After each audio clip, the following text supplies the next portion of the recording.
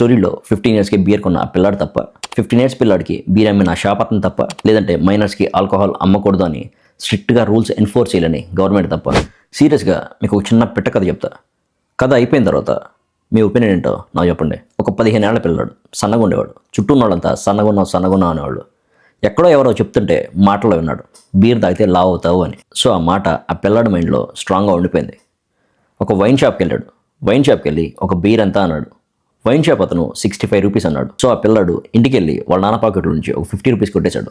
కొట్టేసి వాళ్ళ ఫ్రెండ్స్ దగ్గరికి వెళ్ళి ఫ్రెండ్స్తో చెప్పాడు, బీర్ తాగుదామా అని. ఫ్రెండ్స్ కూడా ఎక్సైట్ అయ్యి బీర్ కొనడానికి కావాల్సిన మిగిలిన 15 రూపీస్ మా దగ్గర ఉన్నాయి, మేము ఇస్తా ఉన్నారు. సో ఈ పిల్లాడు 65 రూపీస్ తీసుకొని వైన్ షాప్కి వెళ్ళి బీర్ తెచ్చి వాళ్ళ ఫ్రెండ్స్ ముగ్గురితో కలిసి నలుగురు కలిసి బీర్ తాగడం మొదలుపెట్టారు.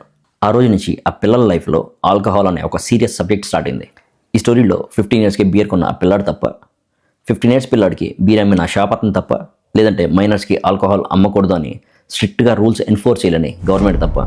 తప్పెవరిది పక్కన పెడితే ఎఫెక్ట్ అయ్యేది మాత్రం ఆ పిల్లల లైఫ్. సొసైటీలో ఉండే చాలామంది పిల్లలకి లేదంటే టీనేజర్స్కి ఫినాన్షియల్ ఎడ్యుకేషన్ ఇవ్వాలంటారు, సెక్స్ ఎడ్యుకేషన్ ఇవ్వాలంటారు. బట్ ఆల్కహాల్ మీద ఎడ్యుకేషన్ ఎవరిస్తారు?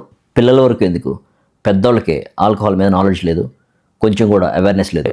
తాగద్దు, హెల్త్ చెడిపోతుందని చెప్తే ఎవరు వినరు. బట్ తాగే వాళ్ళకి మీరు తాగుతున్నట్టయితే ఇలా తాగండి, ఇలా తాగద్దు, తాగి ఇది చేయండి, ఇది చేయొద్దు, తాగే పని అయితే ఇంత క్వాంటిటీ తాగండి, అంతకంటే ఎక్కువ తాగద్దు, ఇలాంటివి చెప్తే కనీసం 1% అయినా చేంజ్ అవుతారని నా ఒపీనియన్. ఇదంతా పక్కన పెడితే ఆ పెట్ట కథలో పిల్లాడిని నేనే. అండ్ మీకేమనిపిస్తుంది? Let me know. Cheers.